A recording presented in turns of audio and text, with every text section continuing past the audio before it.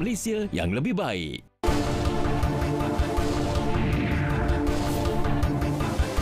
Baik saudara, seterusnya kita ke Bumi Kenyalang. Antara paparan hari ini, Koperasi Sarawak catat perolehan pendapatan lebih 390 juta ringgit tahun lalu. Perinciannya kita langsung saja bersama Buma Wiyin. Silakan Buma. Buma? Baik, Zahira, terima kasih. Kita ke perkembangan ini terlebih dahulu. Seorang penyelia sumber manusia di daerah Kuching terpaksa berputih mata selepas terjerat dalam kes penipuan pelaburan berjumlah RM980,000. Pesuruhjaya Polis Sarawak Datuk Muhammad Azman Ahmad Sapri berkata lelaki berusia lewat 40-an terbabit pada mulanya menerima pesanan menerusi aplikasi WhatsApp dari nombor yang tidak dikenali dan memperkenalkan diri sebagai ejen pelaburan Bitcoin pada 18 Julai lepas. Mangsa kemudiannya diberikan satu link Telegram dan ID untuk memulakan pelaburan menerusi laman sesawang yang diberikan. Lelaki itu kemudiannya diarahkan untuk memasukkan sejumlah wang bagi tujuan pelaburan dengan dijanjikan 20 hingga 50% pulangan keuntungan. Akibat terpedaya, mangsa telah membuat pindahan wang sebanyak RM980,000 secara berperingkat kepada 34 akaun bank yang berbeza antara pertengahan Julai dan pertengahan bulan ini. Mangsa menyedari telah ditipu apabila masih belum memperolehi sebarang keuntungan dari pelaburan tersebut sehingga kini.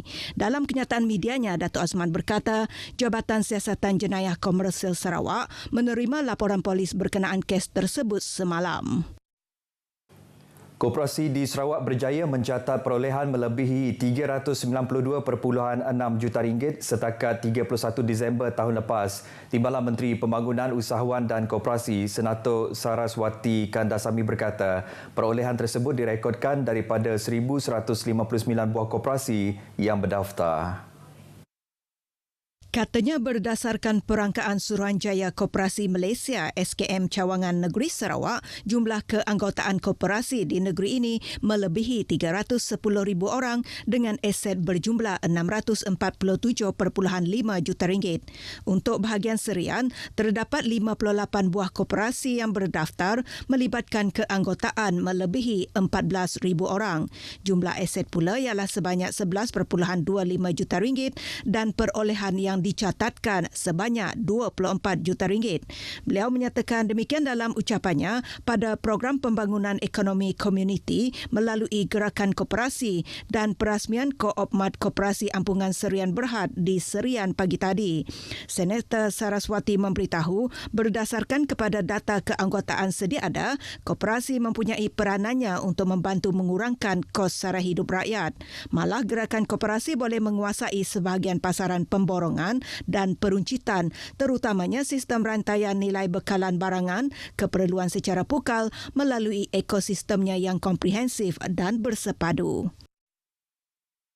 Baik, sementara itu Senator Saraswati mendedahkan SKM telah menyalurkan bantuan pembangunan sebanyak RM1.175 juta kepada 18 buah koperasi di bahagian serian sejak tahun lepas. Daripada jumlah tersebut, 17 buah koperasi yang menerima bantuan adalah menjalankan aktiviti peruncitan. Ini termasuk Koperasi Ampungan Serian Berhad di Serian yang telah diluluskan bantuan pembangunan sebanyak RM50,000 untuk tujuan menaik taraf dan membaik pulih bangunan sedia ada. Beliau berharap dengan bantuan tersebut, gerakan koperasi di bahagian berkenaan akan terus maju dan berkembang, seterusnya membantu membangunkan ekonomi komuniti melalui gerakan koperasi.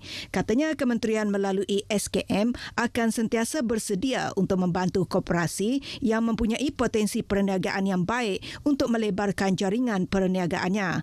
Kepelbagaian dan pengembangan aktiviti perniagaan sesebuah koperasi akan menjurus kepada peningkatan pendapatan tahunan yang akan memberi pulangan yang tinggi kepada anggotanya. Ini sekaligus turut menyumbang kepada perkembangan ekonomi negara. Produk kraftangan masyarakat Iban perlu didaftarkan dengan Jabatan Warisan Negara untuk Pelindungan Hak Cipta. Timbalan Premier Sarawak, Dato' Amar Douglas Sugambas berkata, langkah itu penting bagi melindungi dan memelihara seni budaya masyarakat Iban yang menjadi sebahagian daripada identiti negara. Katanya selain melindungi budaya warisan, inventory craft juga penting dalam mempromosi tradisi sesebuah kaum kerana hasil craft mencerminkan sejarah budaya dan tradisi masyarakatnya. Beliau berucap pada penyampaian sijil dan hadiah sempena pertandingan kraft tangan The Iban Women Charitable Trust di Kuching. Dato' Ahmad Douglas juga mahu produk kraft tangan Iban dapat dipromosi lebih luas sehingga keluar negara. Platform digital juga harus dimanfaatkan pengusaha untuk jualan dalam talian. Oleh itu, Sarawak khususnya pengusaha kraft Iban perlu menghasilkan produk berkualiti tinggi serta memanfaatkan inovasi serta teknologi bagi meningkatkan pengeluaran dan menjadikan produk lebih kompetitif. Perkhidmatan bank bergerak perlu diperluas ke lebih banyak kawasan luar bandar yang terletak jauh dari kemudahan institusi perbankan. Langkah tersebut diyakini dapat menyelesaikan pelbagai urusan kewangan dan perkhidmatan lain penduduk luar bandar. Timbalan Menteri Wanita, Kanak-kanak dan Kesejahteraan Komuniti Datuk Rozi Yunus ketika mencadangkan perkara itu memaklumkan kawasan Bekenu di Miri antara yang sangat memerlukan perkhidmatan bank bergerak.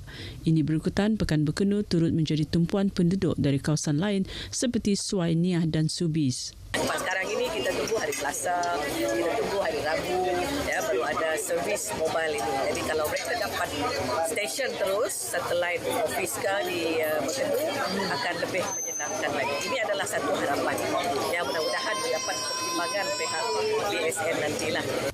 Beliau ditemui pemberita selepas meninjau perkhidmatan Bank Bergerak Bank Simpanan Nasional BSN di Tamu Sepupuk di Niah Miri. Perkhidmatan bank bergerak itu diadakan setiap Rabu bermula pukul 10 pagi hingga 2 petang. Antara perkhidmatan yang disediakan adalah pengeluaran wang tunai menerusi ATM atau di kaunter pembukaan akaun bank, pembayaran bil, tuntutan sumbangan tunai rahmah, kemaskini akaun dan penukaran kad bank.